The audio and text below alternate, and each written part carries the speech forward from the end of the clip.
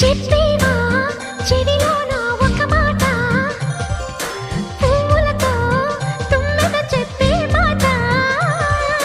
నీ చిరునవ్వు సాక్షిగా తాజ్ మహల్ నాదట, నీ పెదవంచు సాక్షిగా షాజహాను నేనట. నీ తీయని ప్రేమకి నా పెదవే నజరానా, నీ పైటకి నేనిక బానిసనే నెరజాడా.